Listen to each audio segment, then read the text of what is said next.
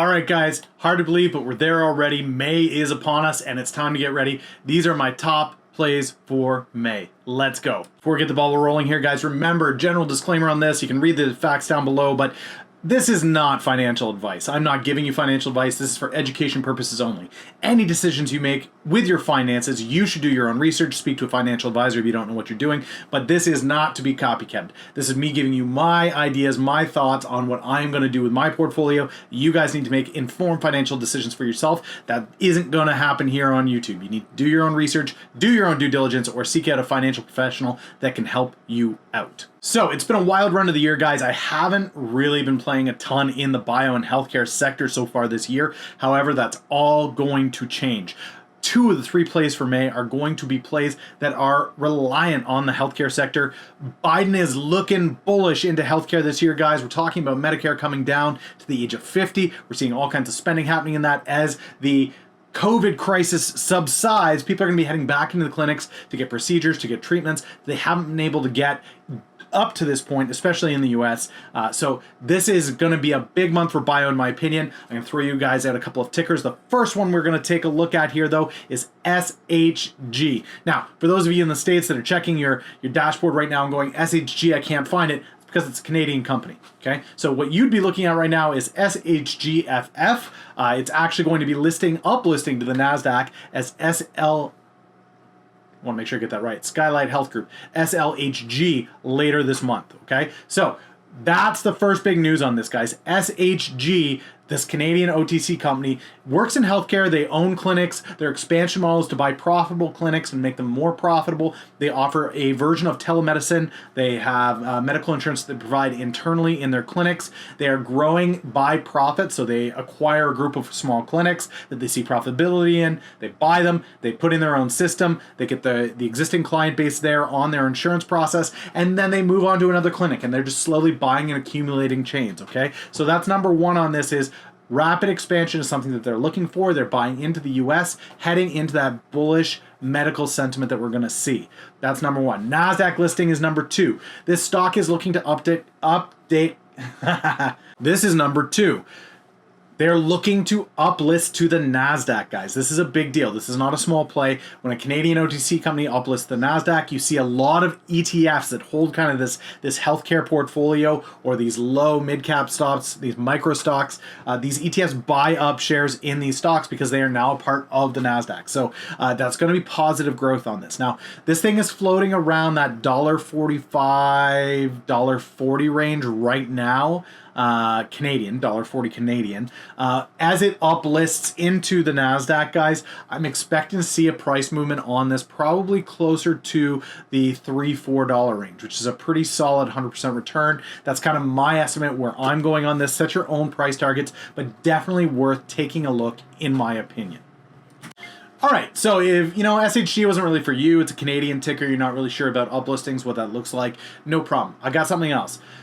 Biosector, Eton, ETON. Now this stock here is a very, very interesting one. It's currently floating around that $8 mark. It's not super expensive, but they just recently, as of last quarter, had 3 FDA approvals. So they have 3 drugs that are in the pipeline now that they are earning money on, okay? This is the first quarter results that are coming up at the end of May, and they've got a nice little sandwich going on here. So what we have is on the Thursday before their earnings, so their earnings are on the Friday, their Thursday at the end of May is going to be their PDUFA on one of their drug designations, which means they will no longer have 3 drugs that they're making money on, they'll have 4. So they've got an FDA approval followed by an earnings that will have their first revenue and sales on their existing 3 products. And then the Saturday after that, there's another PDUFA filing. So PDUFA earnings, another PDUFA.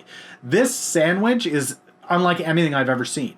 If that wasn't enough to get you excited, though, there's actually some longer-term potential on this play into June, July, August, where they have 2 more PDUFAs being approved in June and August. So if you guys are looking for a play that isn't necessarily just May, but has some longer-term potential, this could be it. But there is enough catalyst at the end of the month of May, in my opinion, for Eton to actually have some solid growth. Now, where do I think it could go? Ballpark price target on this. For me, guys, if they get there's a lot of factors to it. If they get a PDUFA approval on their first one, earnings comes out good, but they miss the second one, well, I mean, you're still going to see some positive growth. It's not going to be as much as it could have been, maybe somewhere around the $12 range, $12, $13 range.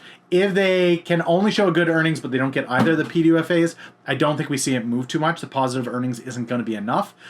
If we see all of it go well, though, everything goes well, they get both PDUFAs, we see the earnings produce really well for them, I think there's a possibility that we could see this thing run up to $15, $16.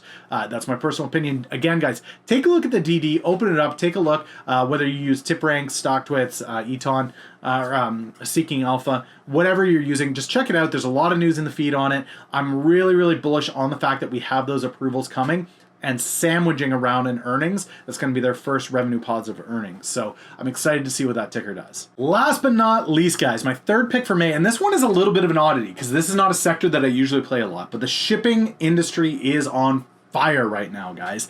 For those of you who don't know, we just had the FINRA numbers dropped yesterday, so we've got an accurate depiction as of 2 weeks ago of what short volume is looking like on a whole bunch of different tickers. Now, there's a lot of myths out there about GME being highly shorted, AMC, Clover Health. None of those popped. However, there was one that caught my attention in a big way. PanL, Pangea Logistics, guys. This one here is a low float, extremely low float, low volume stock that is having all kinds of interest pop on it. Dark pool is showing up in a big way on this. High volume on Friday, last Friday. High volume again on Monday. Today it's doing all right for volume, not the million, but at least it's showing decent size on it. The short volume on this thing is 87%. 87%. That's massive. It's not the 100 and plus that GME was at its height, but an 87% short volume gives me a lot of interest on this thing. Those shorts are going to have to cover as shipping picks up, especially since Pangea is focused in the iron ore sector. We're seeing a lot of talk about iron out of the Tesla earnings call. China is looking to move forward with iron production. They're looking to distribute that to the world. We're talking infrastructure in the US. You're going to need steel to do that. In order to get the steel, you're going to need the iron from Australia, Russia, India, China. That's going to come across. The people bringing it, probably going to be Pangea. The other really attractive thing with Pangea, guys, is they're probably going to report some really positive numbers for the past quarter. Their ships, unlike most, have been custom fitted to serve through winter windows. So they can trade winter channels because their ships are equipped to navigate those waters during ice, during cold. So they're going to have a really interesting earnings coming up. On top of that, you've got the short volume being on there, paired with some dark pool interest that's seeing a massive volume increase. Low float, high short interest, good covers. I really like the possibilities on this one. Now, this one's floating around $3 right now. Depending on how hard it could run and how much volume we see on it, who knows? Maybe it goes 9, maybe it goes 6. In either case, I'm looking to possibly double the position on this. That's my thoughts on it. Definitely take a look, guys. If you're unfamiliar with the shipping industry, take the time to read that, learn that. It's a great opportunity. There's tons of information out there on that, guys. You know the sites that you love to go to. Again, for me, TipRanks, Seeking Alpha are typically great places just to get all the headlines in one place. That is it for my month of May, though, guys. That is what I'm looking at. Remember, I'm still in Clover warrants. That's more of a long-term play that I'm looking to into Q3. However, for this month, Eton, SHG, and PanL are the three that I'm looking at very seriously. Again, guys, not financial advice. I'm not advocating that you buy or sell these positions. Again, it's just for education purposes, making you guys aware that there are these potential plays out there. Do your own due diligence. Go out there, do the hard work, do the studying, do the research, make a decision on your own whether you like these plays or not. If you guys have plays that you think that I miss, Millennial, how could you possibly miss this play? It's so huge in May. Let me know down in the chat below. If you guys are looking to learn and grow and understand how to build out your own trading methodology, how to find your own tickers to play, check the reading list down in the description below. If you've watched this far, please click that like button, share this out to those that you know, and if you're not already subscribed, why aren't you doing that? I'm live here every morning, 9 a.m. breaking down the market for you guys, and I put out a new video daily, Monday through Friday. So I look forward to seeing you guys tomorrow with another video. Take it easy.